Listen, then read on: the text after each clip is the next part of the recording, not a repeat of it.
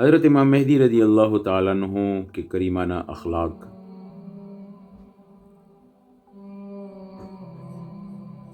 حضرت امام مہدی رضی اللہ تعالیٰ عنہ کی سیرت و اخلاق کریمانہ ایک بہت عمدہ طریقے سے جو ہے حضرت سید برزنجی رحمہ اللہ نے پیش کیے ہیں۔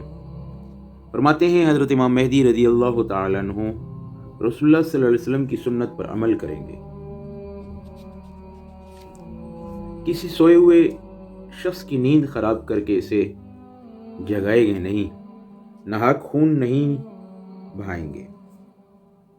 ہاں البتہ سنت کے خلاف کام کرنے والے سے جہاد کریں گے، تمام سنتوں کو زندہ کر دیں گے، ہر قسم کی بدعات کو ختم کر دیں گے، اور بدعات کو ختم کیے بغیر چین نہ لیں گے۔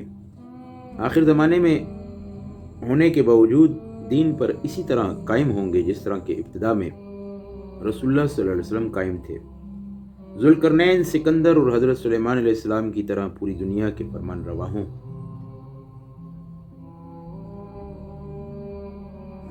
سے بڑھ کے جو ہے فرمان روا ہوں گے۔ صلیب کو توڑ دیں گے، خنزیر کو قتل کر دیں گے، عیسائیت کو مٹا دیں گے، زمین کو عدل و انصاف سے اسی طرح بھر دیں گے جس طرح کہ پہلے وہ ظلم و ستم سے بھری ہوئی تھی۔ لوگوں کو بے حساب لب بھر بھر کے مال و دولت دیں گے، مسلمانوں میں الفت، پیار، محبت اور نعمتوں کو لٹا دیں گے، اور تقسیم بالکل میراث کی، مال و متاع کی ٹھیک ٹھیک کریں گے۔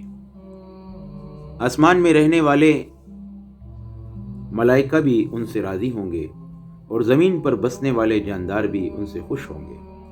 پرندے فضاؤں میں، وحشی جانور جنگلات میں، مچھلیاں سمندروں میں ان سے خوش ہوں گی۔ امت محمدیہ کے دلوں کو غنا سے بھر دیں گے، حتیٰ کہ ایک منادی آواز دے گا کہ جس کو مال کی ضرورت ہو وہ آ کر لے جائے، تو اس کے پاس صرف ایک آدمی آئے گا اور کہے گا کہ مجھے ضرورت ہے۔ منادی اس سے کہے گا کہ تم خزانچی کے پاس جا کر اس سے کہو کہ مہدی نے مجھے مال دینے کا حکم دیا ہے۔ چنانچہ وہ شخص خزانچی کے پاس آ کر اسے پیغام پہنچا دے گا، تو وہ کہے گا تم حسب منشا جتنا چاہو لے لو۔ وہ شخص اپنی گود میں بھر بھر کر مال جمع کرنا شروع کر دے گا۔ اچانک اسے شرم سی محسوس ہوگی اور وہ اپنے دل میں کہے گا کہ تو امت محمدیہ کا سب سے زیادہ لالچی انسان ہے۔ یہ سوچ کر وہ شخص اس مال کو واپس کرنا چاہے گا تو اس سے وہ مال واپس نہیں لیا جائے گا۔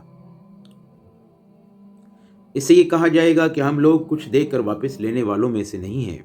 ان کے زمانے میں تمام لوگ ایسی نعمتوں میں ہوں گے کہ اس سے پہلے اس کی مثال لوگوں نے سنی تک نہ ہوگی۔ بارشیں اس قدر کثرت سے ہوں گی کہ آسمان اپنا کوئی قطرہ پس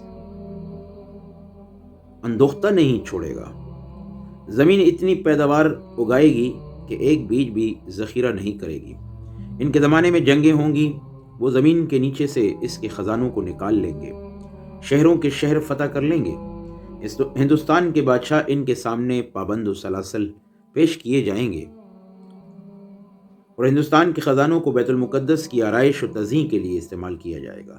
لوگ ان کے پاس اس طرح آئیں گے جیسے شہد کی مکھیاں۔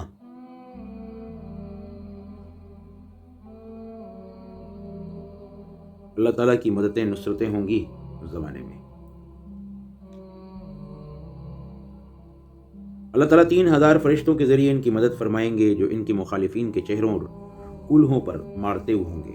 ان کے لشکر کے سب سے آگے جبرائیل علیہ السلام حفاظت کی خاطر، سب سے پیچھے میکائیل علیہ السلام ہوں گے۔